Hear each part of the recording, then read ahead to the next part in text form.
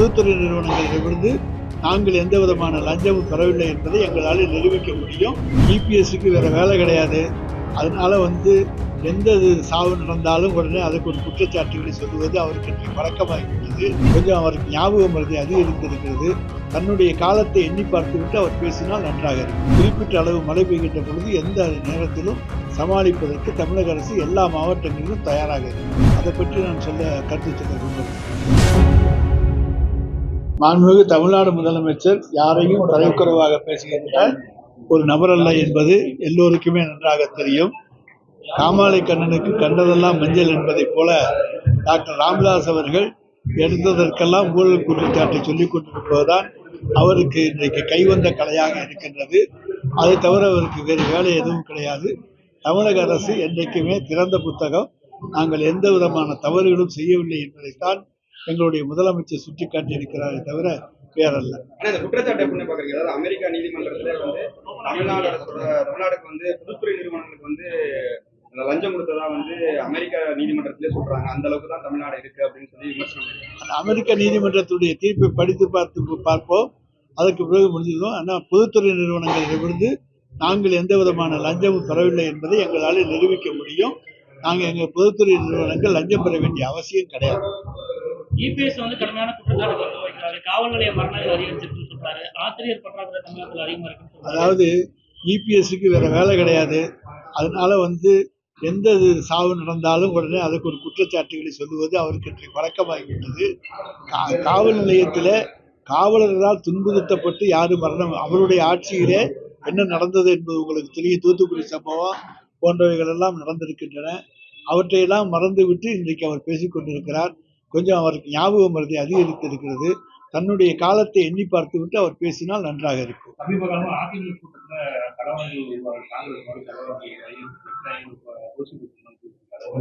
அது கழுதை சேர்ந்து கட்டரும்பாகிவிட்டது என்பதற்கு எடுத்துக்காட்டு அது அமைந்திருக்கிறது. புயல் எச்சரிக்கை கொடுத்திருக்காங்க. தமிழக அரசு தயாரா இருக்காங்க. இப்போ 3 மாவட்டத்துக்கு அலர்ட் கொடுத்திருக்காங்க. எந்த நேரத்திலே புயல் வந்தாலும் குறிப்பிட்ட அளவுக்கு மழை பெய்தால் சமாளிக்க தயாராக இருக்கிறோம். திடீரென்று வானம் பொத்துக்கொண்டு ஊற்றினால்தான் அங்கே பிரச்சனைகள் வருகின்றதே தவிர குறிப்பிட்ட அளவு மழை பெய்கின்ற பொழுது எந்த நேரத்திலும் சமாளிப்பதற்கு தமிழக அரசு எல்லா மாவட்டங்களிலும் தயாராக இருக்கிறது. போதை பழக்கம் அதிகமா இருக்கு. குறிப்பாக எனக்கு புதுக்கோட்டையில் ஒரு 13 பேர் பண்ணிருக்காங்க. அதோட பின்னணி நிறைய பேர் சொல்றாங்க. நடவடிக்கை என்ன சார்? நாங்கள் சட்டம் உரிய முறையிலே என்ன நடவடிக்கை எடுக்க வேண்டுமோ எடுத்துக்கொண்டு தான் இருக்கின்றோம். போதைப்பொருள் நடமாட்டம் எங்கிருந்து வருது என்பதை நீங்கள் பார்க்க வேண்டும். குஜராத்திலிருந்து வருது. பல கோடி ரூபாய்க்கான போதைப் பொருட்கள் குஜராத் கடற்கரையில் இருந்து தான் பல நாட்டில் பல பகுதிகளுக்கு வருகின்றன. எனவே இதை கட்டுப்படுத்த வேண்டியது ஒன்றிய அரசு. ஆனால் ஒன்றிய அரசு கட்டுப்படுத்தாமல் நீங்கள் தமிழ்நாடு அரசின் மீது பழி போடுவது வீண் குற்றச்சாட்டாகும். எங்களை பொறுத்த வரைக்கும் எங்களுக்கு தகவல் கிடைக்கின்றபடி அதிக அளவுக்கு போதைப் பொருட்களை கைப்பற்றி இருக்கிற மாநிலம் தமிழ்நாடு என்பதை நாங்கள் குறிப்பிட்டு சொல்ல விரும்புகிறோம். மெடிக்கல் வாங்கக்கூடிய மெட்டீரியலுக்கு டாக்டரோட அனுமதி கடிதம் இல்லாமல் வாங்கிட்டு சொல்றாங்க. எல்லாருமே மெடிக்கலா வாங்குறாங்க. அது தடை செய்யறது நடவடிக்கை. மருத்துவருடைய அனுமதி இல்லாமல் எந்த விதமான மருந்து பொருட்களும் கொடுக்கக்கூடாது என்பதுதான் சட்டம். அப்படி எந்த கடையில் கொடுத்தாலும் உரிய நடவடிக்கை எடுக்க சட்டத்தில் இடம் இருக்கிறது. கூட்டணி இல்லாமல் திமுகவா அதிமுக தமிழ்நாட்டில் ஆட்சி அமைக்க முடியாதுன்னு சொல்லி திமுக கூட்டணியில் உள்ள கேபாலன் சொல்லியிருக்காரு. கல்வபிரதேச சொல்லியிருக்காரு. இப்போ இந்த டயத்தில் சொல்ல வேண்டிய தேவை என்ன இருக்கு? அதை பற்றியெல்லாம் கிடையாது. அவங்க எங்கள் தோழமை கட்சிகள் தான். கூட்டணி என்பது எல்லோருக்கும் பலமாக இருக்க வேண்டும் என்பதற்காகத்தானே தவிர யாரையும் பலவீனப்படுத்த வேண்டும் என்பதற்காக அல்ல. 2016 கூட அவங்க ஒரு கூட்டணி அமைச்சாங்க. ஆனால் அந்த கூட்டணி பலவீனமான கூட்டணி. எனவே அந்த கூட்டணி என்பது பலமாக இருக்க வேண்டும். ஒரு சிறந்த தலைமையின் கீழ் இருக்க வேண்டும். அப்படிப்பட்ட சிறந்த தலைமையான தலைவர் தளபதியின் கீழ் அமைந்திருக்கிற கூட்டணி தானே தவிர வேறல்ல. ஓட்டுகள் சிதறிவிடக் கூடாது என்கிற காரணத்தாலே தான் இதை நாங்கள் குறிப்பிட விரும்புகிறோம். பெண்களுக்கு பாதுகாப்பு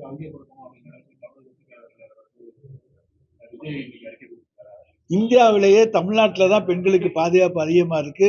மற்ற மாநிலங்களுக்கெல்லாம் அவர் ஒரு சுற்றுப்பயணம் சென்று விட்டு அதற்கு பிறகு தமிழ்நாட்டுக்கு பதில் சொன்னால் நன்றாக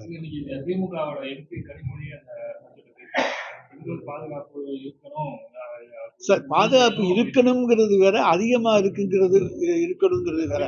இங்க பாதுகாப்பே இல்லைன்னு சொல்றதுக்கும் மற்ற மாநிலங்கள்ல பாதுகாப்பு இருக்காங்கிறதுக்கும் உண்டான வித்தியாசம் இருக்கு. தமிழ்நாட்டில் மற்ற மாநிலங்களை விட தமிழ்நாட்டிலே பாதுகாப்பு அதிகமாக இருக்கிறது.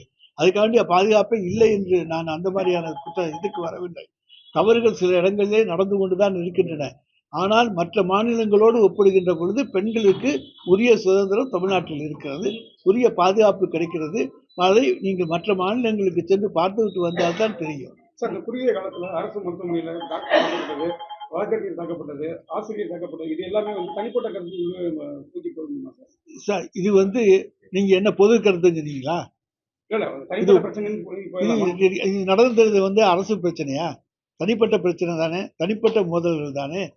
ஆனால் இருந்தாலும் கூட அவர்கள் எல்லாம் பாதுகாக்க வேண்டும் என்ற கோரிக்கையை வைத்திருக்கிறார்கள். அது மாண்புமிகு தமிழ்நாடு முதலமைச்சருடைய கவனத்துக்கு கொண்டு செல்லப்படும். வழக்கறிஞர்களுக்கு, டாக்டர்களுக்கு உரிய பாதுகாப்புக்கு என்னென்ன நடவடிக்கைகள் எடுக்க வேண்டுமோ அதை நிச்சயமாக தமிழ்நாடு அரசு எடுக்கும். அதிமுக முன்னாள் முதல்வர் ஜானகிக்கு நூற்றாண்டு விழா கொண்டாடுவது அவசியம் இருக்கா? அது ஒரு விமர்சனமா இருந்திருக்கு. அதை பற்றி நான் கருத்து சொல்ல விரும்பவில்லை. இதுபோன்ற செய்திகளை மேலும் தெரிந்து கொள்ள எங்களது யூடியூப், ஃபேஸ்புக் மற்றும் ட்விட்டர் ஆப்களை சப்ஸ்கிரைப் செய்யவும்.